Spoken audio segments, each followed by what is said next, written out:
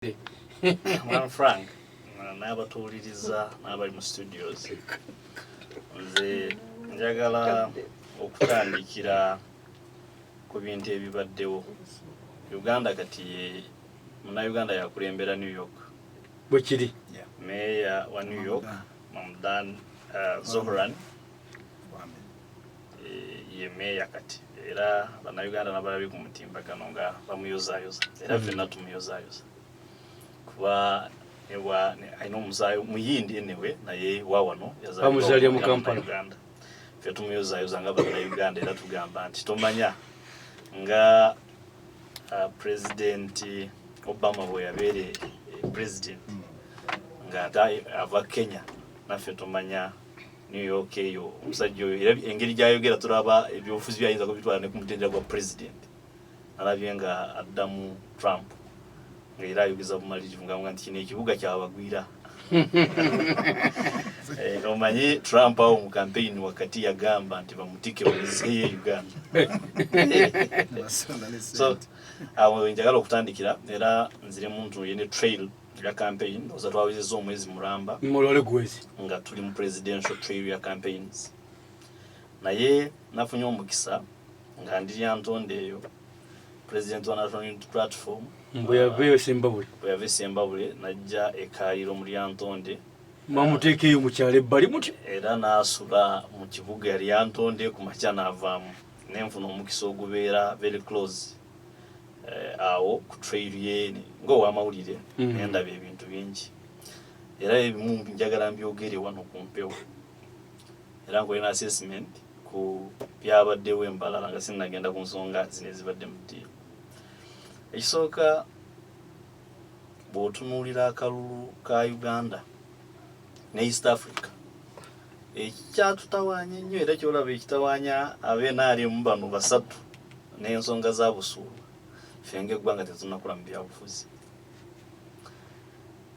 President wa Kenya aliwo kati mu Mwami Ruto nga ali mu kalulu ke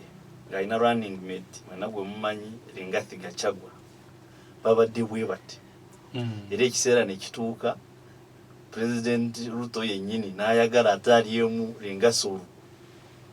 bamugyewo atafuna na mukisa gwesimba kuba president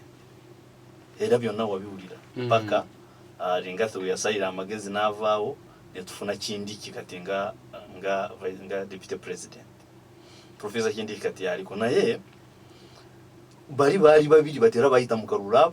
babiri ebyobufuzi nga bwe babidefininga mu masomero g'ebyobufuzi bagamba it is art and science tebibeera awo nti ffe tunaabe nti engeri gyendi owenarem engeri gyenjikiriza mu kibiina okusigala nga bwe kyali olubereberye nakaakano ebyobufuzi sayansi ebyawo siyaasa owamali ayinza okuba ayambadde yero kati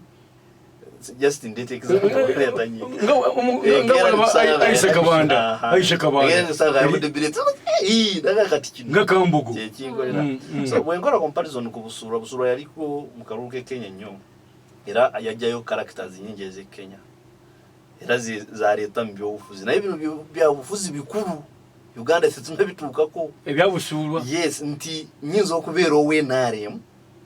naye nembeera independent mind nenga nti yadde ndi wenarem naye ngenda kuwabira Frank ate wenarem aina kadi ebyo byobufuzi ebikuzeeko ebyabusuulwa nti yadde ndi wenarem naye sijja kukkiriza omuntu nze gwensuubira nti talina bisaanyizo yadde ndi memba w'ekibiina naye omuntu ono talina biki bisaanyizo ekyokubeera wenarem tekinsirisa mutwala mu kooti ebyobufuzi demokrasiya aba ku level tutanaba kutuuka tubamutwalenga naye bwe tuba twagala malema birizi bwe tuba twagala kukula mu byobufuzi bino tulina obikkiriza n'ebibaawo era nze I was happy okulaba nga busuulwa alowooza nti katono wenarem era wakibiina kyange mwagira naye mutwala mu kooti kati ate Wilson ekyogere kituufu ate kati ojja kwekanga wali bayogerako ate banyiigira nze nti ate otuleetere omuntu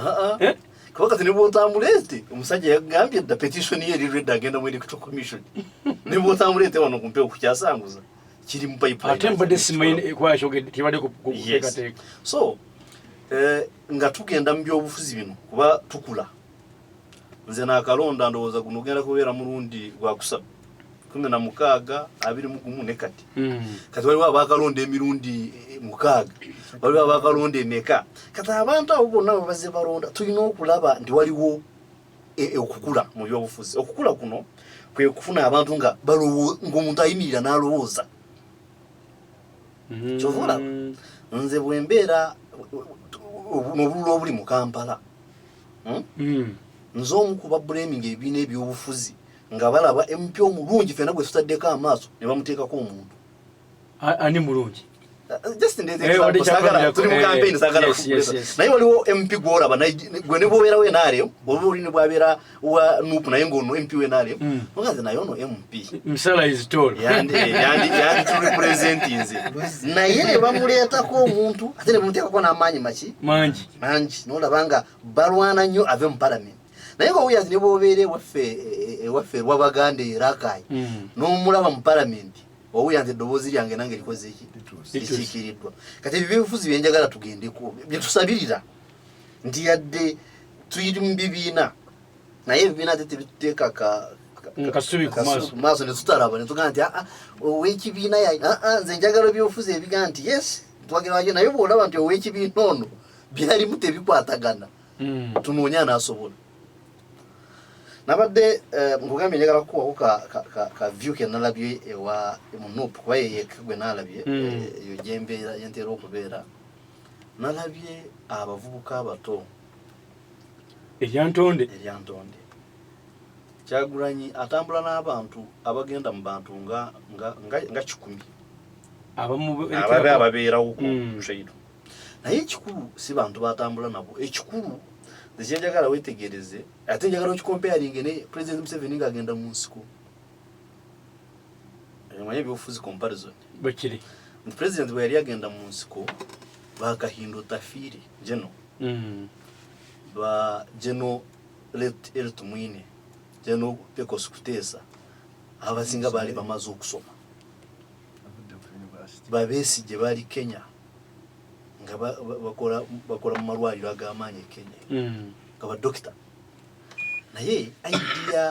idea ya President Museveni yabajjayo ne basuulawo ebyabwe byonna emirimu gyabwe bwera bw'oba osoma ebitabo bye bawandiika nafuna omukisa ne nsoma ekitabo kya President Museveni ne nsoma n'ekitabo kya n'ekitabo kya Elia Kategaya bagamba nti bwe baali mu nsiko baali tebalowooza oba balibeera ne family Geno Tumwine yaga nti twasabanga essaala 2 twasabanga nti Mukama tuyambe tuve mu nsiko Mukama tuyambe tuwase tuzaala abaana era yagamba nti yafa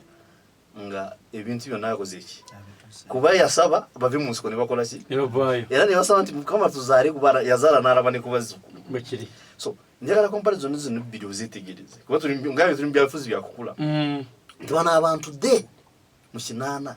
basuulawo family ne basuulawo ebyabwe ne bagenda mu nsiko for 5 years nga tebamanyi oba bagenda kuvaamu nga tebamanyi oba balifuna family nga tebamanyi kintu kyonna ekintu kino nazemu nenkiraba ku trail ya Kyagulanyi n'abavubuka nga bwe mugambye abawiri 10 abamutambulirako abavubuka bano siri sure oba bamanyi ne kye bagenda okulya olunaku olwo siri sure oba ne family zaabwe zimanyi gye bali naye basalawo ne bakola ki batambula ne Kyagulanyi balina cameras balina amasimu abalala bambadde manyi bwe bambadde ebyambalo nze bye nayitegereza saafudde naye nafunye idea I accepted that identity abantu bano balina ewaabwe bali myaka mito ng'egyaffe gino bandibadde bakola naye byonna bakola ki bali ku trade so ekyo kintu kikulu nnyo kunootinga mu nuupu era bano ab'ebyobufuzi balina okukyetegereza nti comparison bw'ogidrawinga ku kyaliwo mu kinaana nga president agenda mu nsiko kyazzeemu kati tulaba abavubuka bato abandi badde bakola abandi badde busy nga bali ku trail y'omusajja era batambula naye fure onjukiriza akayimba abangoberera kali mu ekereziya sikyabayita baddo n'akamu nti mbayita mikwano gyange nze ne balonda ne mbaganza baleka abakyala baleke emirimu gye n'abavubuka abo kye balina okujjukira nti mu Uganda tetukyalina nsiko actually China sikoze bagenda kwekweka omali tukanga kanga actually owamali tetwogera ku nsiko naye mbadde ndrowinga ebintu bibiri ebyagala okufaanagana bali bagenda mu nsiko bano kye bakoze bote bagenze mu nsiko bali ku muntu batambula bali bava ku byo abantu betwogera ko bavubuka bato ndoza ajja kujja mu Masako ekyo ojo kyetegereze bonabera mu Masako n'abaana akoze observation n'abalabyere abaana bano because bali abana katika ngwire ekirala ekyewunyisa bali abana tolaba munayinza kubeera minister temuli munayinza kubeera RDC oba kitegere era ne bwe banawangula tewali naayina bigenderero ne bwe banawangula bano babusulwa bano abo Maria bawulisa bayinza okugenda mu government naye abaana bano idea gyenjagala goteekesera nti basalawo mu mitima gyabwe ne bagamba eno idea ffe tukoze eki nze kyenjagala okujjayo ekirala leero ekyampadde okusoma tuddukamu tukoze dakika 2 kwa ndaba amasimu gakawa yes kati eggulo nabadde so appreciative eri security kuva campaign resatandika era twabadde tunyumyamu n'abavubuka amawulire awo tugaa nti naye kati poliisi budget teyagisaze nga tulaba tewali tiya gas tewali musasi era nga tuli hape nga tugaa nti actually twagambye mbu ali mu intelligence obudde buno yasinga kati bakozesa mboko sebo musasi bagafu naye eggulo embalala nga bagenda nga bafuluma mbalala bagenda kalo kalungi ali kyatutabudde tukavu yali